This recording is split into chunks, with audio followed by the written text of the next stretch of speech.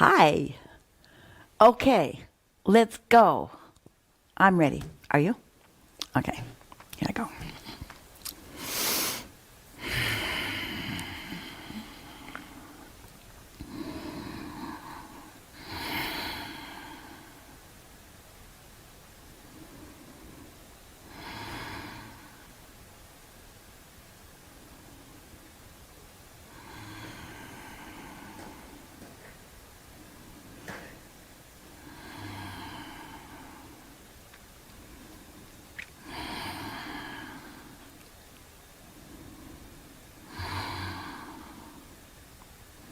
We are here,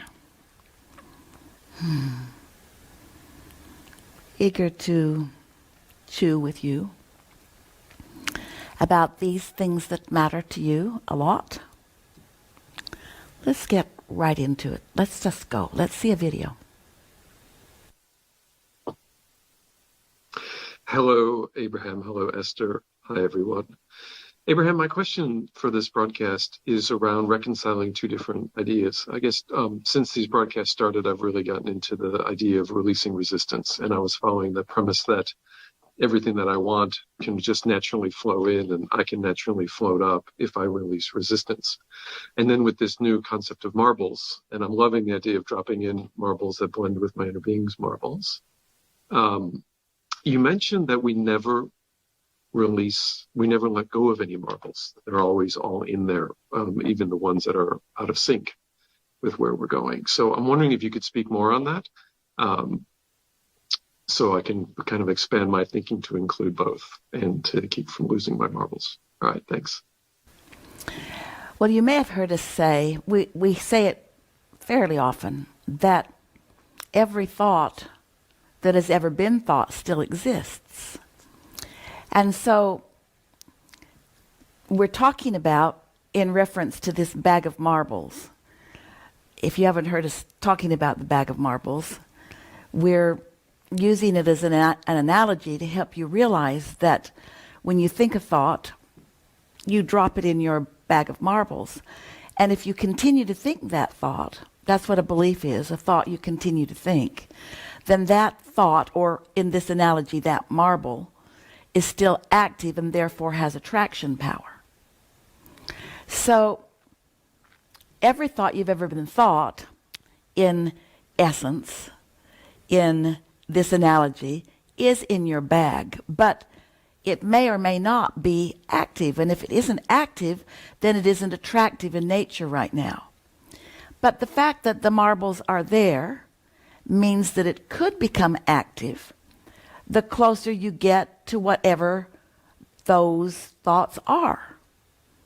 For example, have you had the experience where you haven't thought of something in a long, long while, and then someone's talking about something, and in the middle of that conversation, it makes you think about that? Esther is going to visit some family this weekend, and some of them she hasn't seen in a long time, some of them since she was a young girl. And so she was thinking about them and their parents, and she was reminiscing about the loveliness of these people. And then just now, Michelle walked down the hallway, leaving the studio before the broadcast began, and she said to Esther, "See you on the screen." And Esther said, "See you in the funny papers," which is something that her uncle said to her often when she was a girl, and she has not had that thought in years. But because she's been thinking of these people that she's going to see in a few days, those marbles that haven't been active in a long time are now active. And so as they are now more active, now it became part of Esther's vocabulary today. It surprised Esther that that thought came, and she loved the feeling of it when the words came out of her mouth. But it's like that. You have control. You may not know it because you haven't been exercising it, but you have control over which of your dominant marbles become active. And by dominant, we mean they're in there a lot. Maybe you were picked on as a child, and so you put a lot of those victim kind of marbles in your bag? Well, it may have been years since you felt like a victim. And so those victim marbles, even though there are a lot of them, and since there are a lot of them, we would call them dominant because maybe they were a big part of your childhood. But if you didn't keep renewing them, if you didn't keep the trouble stirred up in your own mind, if you didn't keep making them, if you didn't continue to reactivate them, then you haven't been recently attracting because of them. You'll hear more about marbles as we are moving forward, and we think that answers your question as well as we can do it in a timely manner. Let's see another video. Hi, Abraham. I'm here with my bag of marbles. I love the sound. It's in my therapy office. I had it before. And I thought about, okay, my inner being never has one of these, call them black marbles. No negative marble, no negative thought. It only has these very nice, colorful marbles. And I'm free to summon these black ones and to collect them. I'm free to do that, but I will never find resonance then and alignment. But I can do that, and every black one will launch a new colorful one for my inner being. That's really a very helpful picture. And I guess choosing one of the black marbles is just our human freedom to do that. Is it? Well, you're stirring up a lot of conversation about this marble analogy, and we're happy about that. So what we're saying to you is that as you move into any segment, which means the phone rings, it's a new segment. You get in your vehicle, it's a new segment. Someone walks in the room when you've been there by yourself before, it's a new segment, and so on. And so when you enter the segment, you enter with your point of attraction. That's the point of the bag of marbles. It's your vibrational point of attraction. And so does everyone else. Everyone in the world is walking around with their point of attraction. And so when you enter a segment and something that's active in your point of attraction is active, then if someone else who's in the vicinity has an active marble about the same thing, you're going to have an experience, a cooperative experience, because the law of attraction says it must be that way. So we like that you have some black marbles, meaning making a differentiation between the thoughts that you intend to think and the thoughts that you maybe have thought but don't want to think anymore. You've got a mixed bag. Everyone's got a mixed bag of marbles. But the reason we chose your video is because you made a really good point. A point that we make all the time, but you made it relative to the marbles. You said, I may, for whatever reason, Esther has a hair blowing in her eyes. I may, for whatever reason, have activated an unwanted thought. And when I know what I don't want, the rocket of desire about what I do want is launched. And that's what you meant by the creating of a thought that is wanted.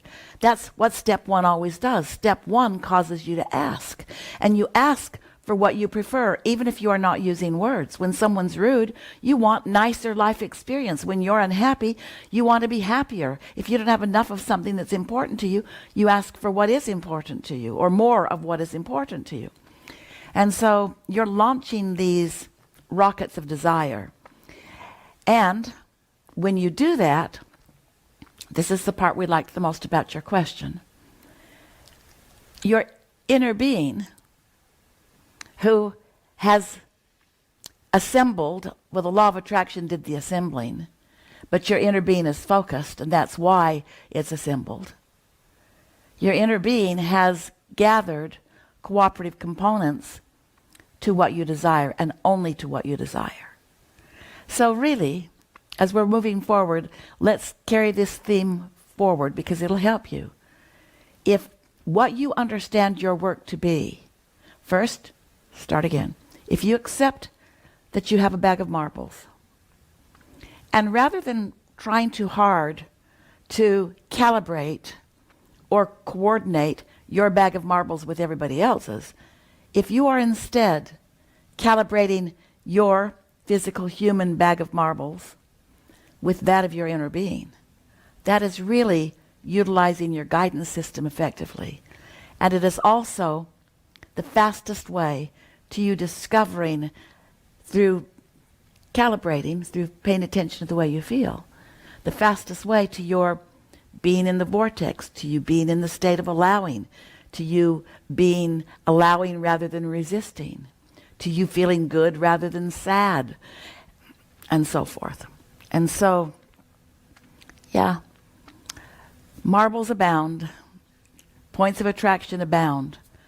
Almost nobody is really paying attention to their point of attraction. But when you understand that you've got one, that the law of attraction is responding to it, and that everything that you are living is about that. Some of you, so many questions, a lot of them through video, a lot more of them through what you emailed in. So many questions about relationships. And it feels to you that if this one just hadn't left, my children have left home and now I'm alone. Or my mother was never good to me and now it's even worse. Or my mother is meddling with her grandchildren, with my children. In other words, so many relationship questions. And it is as if you think that your work for a happier life is to find a way of either getting away from all of them physically, which is very awkward and unnecessary, or making them understand what's important to you and agreeing with you, and then performing things that make you happy instead of unhappy. And of course, that can never be. You're not going to convince other people, even those who love you really a lot, even those whose dominant marbles about you are about love, can still be irritated about this or that. You can have a bag full of marbles about love and still be irritated by the behavior of someone in the moment. And guess what's your point of attraction? Your irritation in the moment. Not all the time you've loved them. It's what's active that matters. And so we'll talk more as we move forward, but we want to get your attention and come closer to convincing you that you can, and you'll hear it as we move forward, so don't protest yet. You can, a little bit at a time, and that's enough, pick and activate marbles, thoughts, that when the law of attraction responds to your active vibration, you'll like what comes back to you. Let's see another video.